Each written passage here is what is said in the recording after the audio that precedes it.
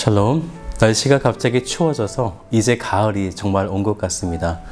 쌀쌀한 날씨 속에서도 주님의 따뜻한 사랑으로 늘 강건하시기를 주님의 이름으로 축복합니다. 오늘 말씀은 예레미야 9장 말씀드리겠습니다. 제9장.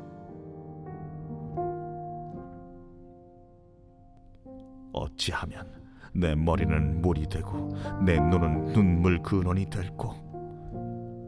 죽임을 당한 딸 내 백성을 위하여 주야로 울리로다. 내가 광야에서 나그네가 머무를 곳을 얻는다면 내 백성을 떠나 가리니 그들은 다 가늠하는 자요 반역한 자의 무리가 되미로다. 여호와의 말씀이니라. 그들이 활을 당김같이 그들의 혀를 놀려 거짓을 말하며 그들이 이 땅에서 강성하나 진실하지 아니하고 악에서 악으로 진행하며 또 나를 알지 못하느니라. 너희는 각기 이웃을 조심하며 어떤 형제든지 믿지 말라. 형제마다 완전히 속이며 이웃마다 다니며 비방함이라. 그들은 각기 이웃을 속이며 진실을 말하지 아니하며 그들의 혀로 거짓말하기를 가르치며 악을 행하기에 지치거늘. 네가 사는 곳이 속이는 일 가운데 있도다. 그들은 속이는 일로 말미암아 나를 알기를 싫어하느니라. 여호와의 말씀이니라. 그러므로 만군의 여호와께서 이와 같이 말씀하시되, 보라, 내가 내 딸 백성을 어떻게 처치할꼬. 그들을 녹이고 연단하리라. 그들의 혀는 죽이는 화살이라. 거짓을 말하며 입으로는 그 이웃에게 평화를 말하나 마음으로는 해를 꾸미는도다. 내가 이 일들로 말미암아 그들에게 벌하지 아니하겠으며 내 마음이 이런 나라에 보복하지 않겠느냐. 내가 산들을 위하여 울며 부르짖으며 광야 목장을 위하여 슬퍼하나니 이는 그것들이 불에 탔으므로 지나는 자가 없으며 거기서 가축의 소리가 들리지 아니하며 공중의 새도 짐승도 다 도망하여 없어졌음이라. 내가 예루살렘을 무더기로 만들며 승냥이 굴이 되게 하겠고 유다의 성읍들을 황폐하게 하여 주민이 없게 하리라. 지혜가 있어서 이 일을 깨달을 만한 자가 누구며 여호와의 입의 말씀을 받아서 선포할 자가 누구인고. 이 땅이 어찌하여 멸망하여 광야같이 불타서 지나가는 자가 없게 되었느냐. 여호와께서 말씀하시되, 이는 그들이 내가 그들의 앞에 세운 나의 율법을 버리고 내 목소리를 순종하지 아니하며 그대로 행하지 아니하고 그 마음의 완악함을 따라 그 조상들이 자기에게 가르친 바알들을 따랐습니다. 그러므로 만군의 여호와 이스라엘의 하나님께서 이와 같이 말씀하시니라. 보라, 내가 그들 곧 이 백성에게 쑥을 먹이며 독한 물을 마시게 하고 그들과 그들의 조상이 알지 못하던 여러 나라 가운데에 그들을 흩어버리고 진멸되기까지 그 뒤로 칼을 보내리라 하셨느니라.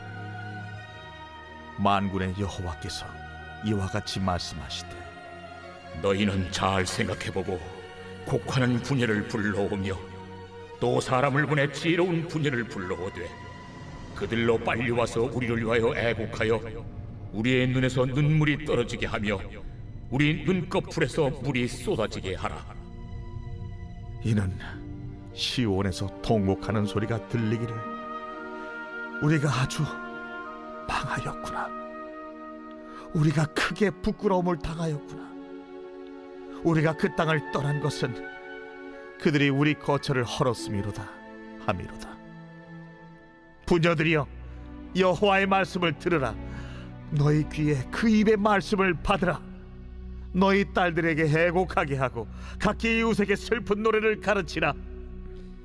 무릇 사망이 우리 창문을 통하여 넘어 들어오며 우리 궁실에 들어오며 밖에서는 자녀들을 거리에서는 청년들을 멸절하려 하느니라. 너는 이같이 말하라. 여호와의 말씀에 사람의 시체가 분토같이 들에 떨어질 것이며 추수하는 자의 뒤에 버려져 거두지 못한 곡식단같이 되리라. 지혜로운 자는 그의 지혜를 자랑하지 말라. 용사는 그의 용맹을 자랑하지 말라. 부자는 그의 부함을 자랑하지 말라. 자랑하는 자는 이것으로 자랑할지니 곧 명철하여 나를 아는 것과 나 여호와는 사랑과 정의와 공의를 땅에 행하는 자인 줄 깨닫는 것이라.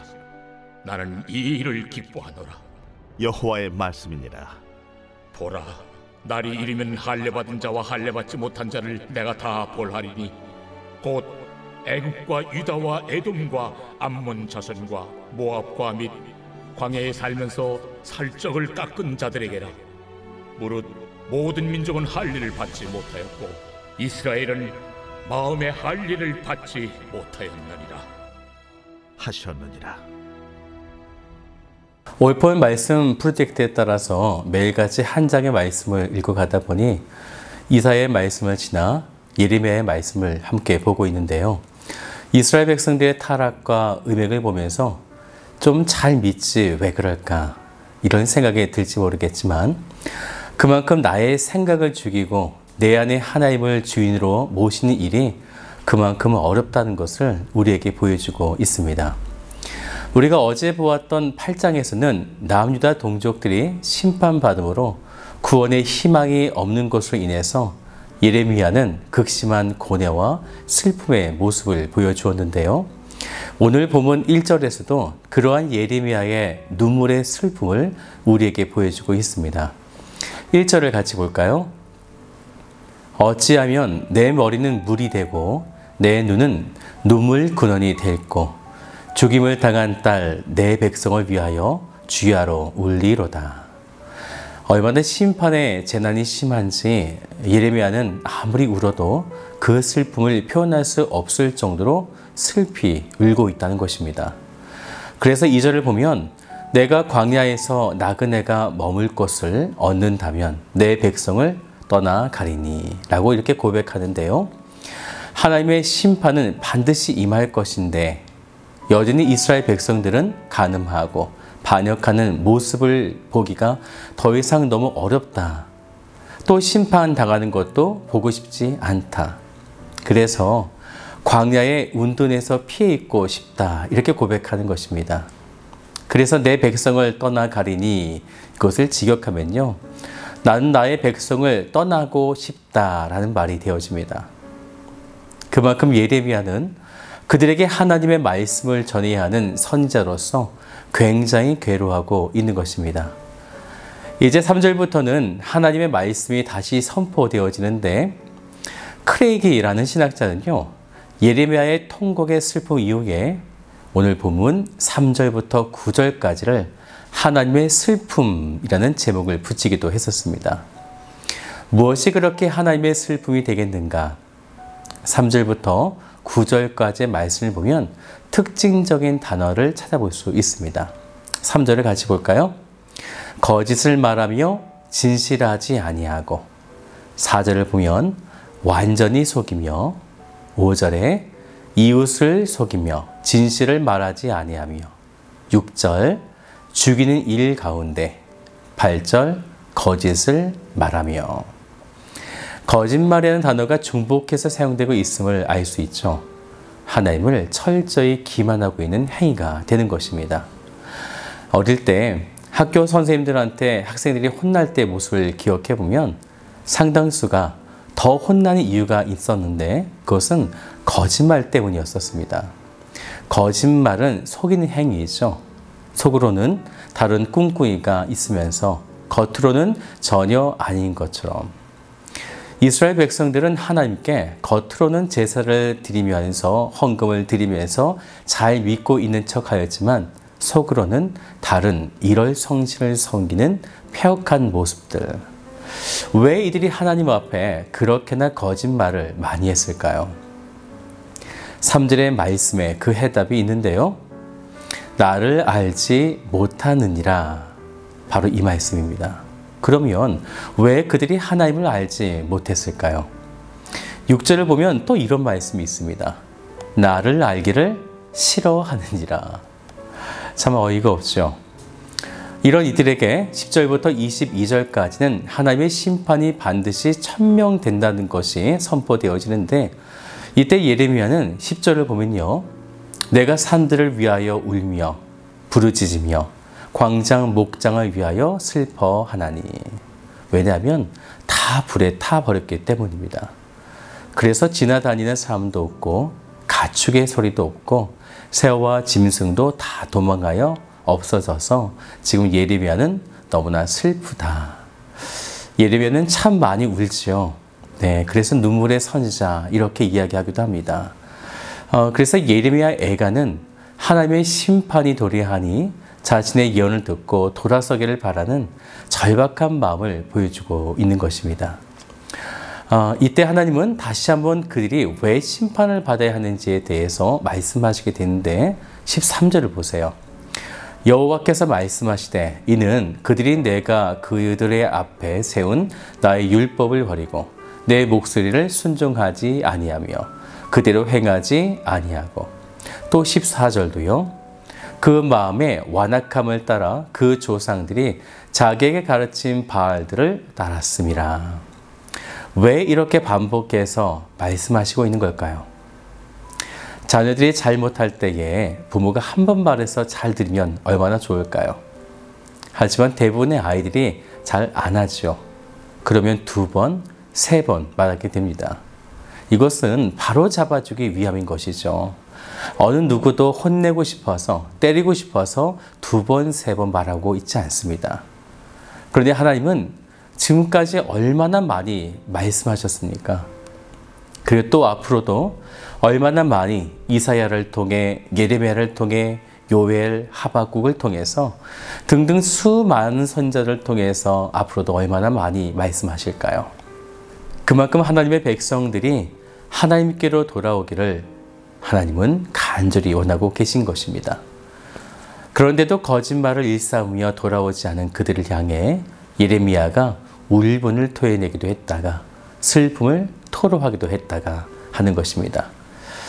이때 하나님은 좀 이상하게 이 상황을 보시는데요. 올바르게 하나님 말씀을 선포하는 예레미야는 울고 있는데 정작 심판을 받아 멸망과 죽음을 당할 이스라엘 사람들은 17절을 보세요. 만군의 여호와께서 이와 같이 말씀하시되 너희는 잘 생각해보고 곡하는 부녀를 불러오며 또 사람을 보내 지혜로운 부녀를 불러오되. 곡하는 부녀와 지혜로운 부녀를 데리고 오라 라는 것이죠. 곡하는 부녀라는 뜻은요, 직업적으로 곡하고 울어주는 여자를 말하고 있습니다. 당시의 고대 근동사회에서는 초상이나 재앙을 당할 때 직업적으로 큰 소리나 또한 비명을 지르면서 울어주는 이런 여성들이 있었던 것입니다. 또 지혜로운 여인이라는 말은요, 넋두리를 잘하는 여인을 말하고 있습니다. 이것은요, 얼마나 이스라엘 백성들이 하나님 앞에 울지 않고 심판이 곧 임하는데도 회개를 하지 않고 비통해 하지 않았는지. 그래서 하나님은 이런 직업적으로 울어주는 여자들을 데려오라 라는 것입니다. 거기에 20절을 더 보면 부녀들의 딸까지 애곡하게 하고 이웃에게 슬픈 노래를 가르치라. 그만큼 하나님의 진노의 심판이 너무나 참혹하기 때문입니다. 이제 하나님은 하나님을 바르게 알 것과 깨달아야 할 것에 대해서 말씀하시게 되는데 23절을 같이 봅시다. 여호와께서 이와 같이 말씀하시되 지혜로운 자는 그의 지혜를 자랑하지 말라. 용사는 그의 용맹을 자랑하지 말라. 부자는 그의 부함을 자랑하지 말라. 그러면서 너희들이 자랑해야 할 것은 그 다음 24절이다 라는 것인데요. 자랑하는 자는 이것으로 자랑할지니 곧 명철하여 나를 아는 것과 나 여호와는 사랑과 정의와 공의를 땅에 행하는 자인 줄 깨닫는 것이니라. 나는 이 일을 기뻐하노라.